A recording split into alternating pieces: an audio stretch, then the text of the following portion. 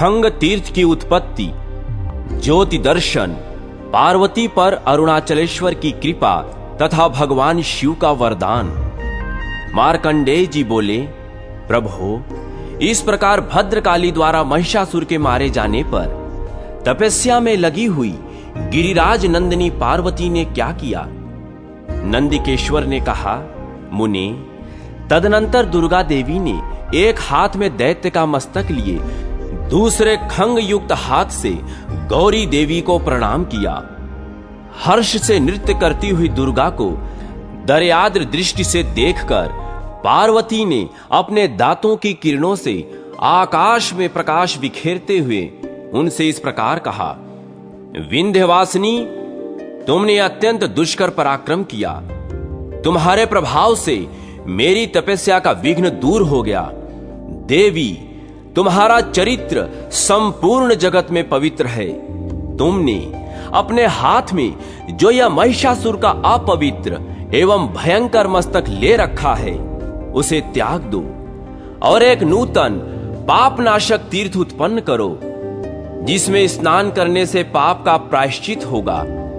गौरी देवी के यों कहने पर पाप की आशंका वाली सामर्थ्यशालिनी दुर्गा ने अपनी तलवार से एक शिलाखंड को विदीर्ण किया। वह पत्थर पाताल तक छिद्र युक्त हो गया। फिर वहां से अत्यंत निर्मल परम पवित्र तरंग युक्त जल ऊपर की ओर उठा। उस पावन एवं गंभीर जल में दुर्गा देवी ने नमः षोडाद्रिनाथाय इस उत्तम मंत्र का उच्चारण करके गोता लगाया। इतने में ही महिषासुर के कंठ में स्थित शिवलिंग उसमें से खिसक कर जल के किनारे स्वयं प्रतिष्ठित हो गया और पापनाशन नाम से प्रसिद्ध हुआ।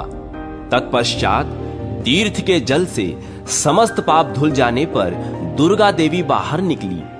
फिर उनके हाथ से महिषासुर का मस्तक नीचे गिर पड़ा। तदनंतर कार्तिक की पूर्णिमा को रात्रि में अरुणाचल के शिखर पर कोई अपूर्व ज्योति दिखाई दी। ईंधन, तेल और रुई की बत्ती के बिना ही जलते हुए उस महाप्रदीप को देखकर पार्वती को बड़ा विस्मय हुआ। वह प्रदक्षिणा करके पग पग पर अरुणाचलनाथ को प्रणाम करती हुई इस प्रकार स्तुति करने लगी, मेरुगिरी पर निवास करने वाले आप कैलाशवासी भगवान शिव को नमस्कार है। हिमाचल के जामाता अरुणाचल रूपधारी को प्रणाम है। वरुण आदि देवताओं के पूजनीय मध्याह्नकालीन सूर्य के समान तेजस्वी करुणामूर्ति अरुणाचल नाथ को नमस्कार है। भगवान, आपका मस्तक जाह्नवी गंगा तथा चंद्रमा की कला से सुशोभित है। आप भगवान शिव की जय हो। माया से नारायण स्वरूप धारण करके भांति भांति की लीलाएं करने में परम प्रवीण महादेव, अपने आनंद से तांडव नृत्य करने वाले शंभो, शिव, ईशान, देवता, गंधर्व, सिद्ध और विद्याधरों से पूजित होने वाले प्रभु गणेश के जन्मदाता आपकी जय हो। 6 मुखों वाले कार्तिकेय पर अत्यंत स्नेह रखने वाले शिव आपकी जय हो। हिमवान कुमारी पार्वती के प्रार्थनीय पति देव प्रभु, राजाओं को भी आपका दर्शन दुर्लभ है, आपकी जय हो। इस प्रकार प्रसन्नता पूर्वक स्तुति करके उस ज्योति में नेत्र लगाए रखने वाली देवी पार्वती को देखकर उन पर दया करने के ब्याज से भगवान वृषभध्वज अंतर्धान हो गए और पुनः अपने अत्यंत सुंदर रूप को प्रकट करके दिव्य वृषभ पर आरूढ़ हो कल्याणमयी पार्वती को सांत्वना देने के लिए उद्यत हुए। महादेव जी को अपने समीप आया हुआ देख उमा देवी आनंद में निमग्न हो गई। उन्होंने चिरकाल से प्राप्त प्रियतम के वियोग जनित दुख को भुला दिया। उनके शरीर में रोमांच छुआया, मुख पर पसीना छा गया। उन्होंने कांपते कांपते पति देव के चरणों की अंगुलियों पर दृष्टिपात किया। तब भगवान शिव वृषभ से उतरकर उनका हाथ अपने हाथ में ले मुस्कुराते हुए मुखार विंद से प्रेम पूर्वक बोले, देवी, क्यों अकारण अपने चित्त को व्याकुल कर रही हो?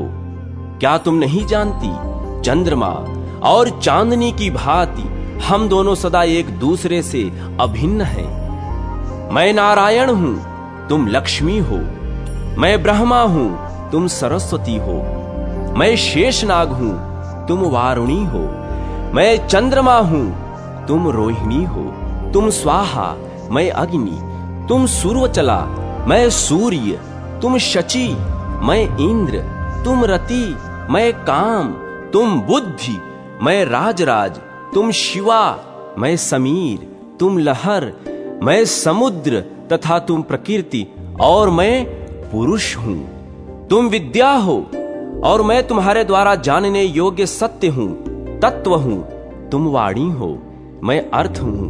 पार्वती, मैं ईश्वर हूं और तुम ही मेरी शक्ति हो। सृष्टि, पालन और संहार के कार्य में सदा अनुग्रह रखने वाली ईश्वरी, तुम्हें अन्य साधारण जनों की भांति मुझ में और अपने में भेदभाव नहीं करना चाहिए। देवी, हम दोनों चेतना और प्रकाश रूप हैं। हमने स्वेच्छा से पृथक शरीर धारण किए हैं। ऐसा कहकर महादेव जी ने स्वयं बैठकर पार्वती को भी अपने वाम पार्श्व में बिठा लिया। वह लज्जा से भगवान शिव के वामांग में मानो छिपी जा रही थी। प्रेम से परस्पर लीन हो शिव और पार्वती के दो शरीर एकता को प्राप्त हो गए। मानो अत्यंत सन्निकट पहुंचे दो अर्थ स्पष्ट प्रतीत हो रहे हो। शिव और शिवा का वह एकता को प्राप्त हुआ शरीर विचित्र शोभा धारण कर रहा था। आधा अंग कपूर के समान श्वेत था, तो आधा अंग इंगुर के समान लाल। आधे सिर में घुंघराले बाल, आधी छाती में हार और चोली, एक पैर में नूपुर, एक कान में झूमक और एक हाथ में कंकड़ से वह रूप बड़ा ही मनोहर प्रतीत होता था। इस प्रकार अपना वामार्ध भाग पार्वती को समर्पित करके महादेव जी ने उनसे यह कहा, देवी, अब तुम्हें ऐसे रोष का अवसर न मिले जिससे कि तुम दूध पीने की इच्छा रखने वाले कार्तिकेय को छोड़कर तपस्या के लिए चल दी थी। इसलिए अब मेरे समीप इस तीर्थ में तुम अपितस्तनी नाम से निवास करो। देवी, अपितस्तनी नाम से तुम्हारा और अरुणाचलेश्वर नाम से मेरा आराधन करके सब लोग भोग और मोक्ष का सुख प्राप्त करें। तुम्हारे अंश से उत्पन्न हुई यह महिषासुर मर्दनी दुर्गा यहां साधन करने वाले मनुष्यों को मंत्र सिद्धि प्रदान करेगी। यह पवित्र खंग तीर्थ एक ही बार गोता लगाने से मनुष्यों के सब रोगों को हर लेने वाला और सब पापों का नाश करने वाला हो। यह पाप नाशक भगवान अरुणाचल नाथ अपने में भक्ति और श्रद्धा रखने वाले मनुष्यों को सदा ऐश्वर्य प्रदान करने वाले हों। देवी, ये गौतम मुनि तुम्हारे कृपा पात्र हैं, अतः जब तक चंद्रमा और ताराओं की स्थिति रहे तब तक ये सब लोकों में अपनी तपस्या के अनुरूप फल प्राप्त करें। ये 7 लोकों की एकमात्र जननी सातों मातृकाएं संसार को वैभव प्रदान करने के लिए आज से इस तीर्थ में निवास करें। शासक, भैरव, क्षेत्रपाल और बटुक भी इस अरुणाचल क्षेत्र में ही नित्य निवास करें। मैं भी तुम करुणामयी अरुणा देवी के साथ अरुण नाम धारण करके इस अरुणाचल क्षेत्र में निवास करूंगा। अतः इस अरुण क्षेत्र में सब प्रकार की सिद्धियां सुलभ होंगी। जो गिरिराज नंदिनी पार्वती द्वारा अरुणाचलेश्वर को प्रसन्न करने के लिए इस पावन प्रसंग को सुनता है, वह काम, क्रोध आदि शत्रुओं का नाश करके अनायास सुलभ स्वर्ग और मोक्ष को प्राप्त कर लेता है।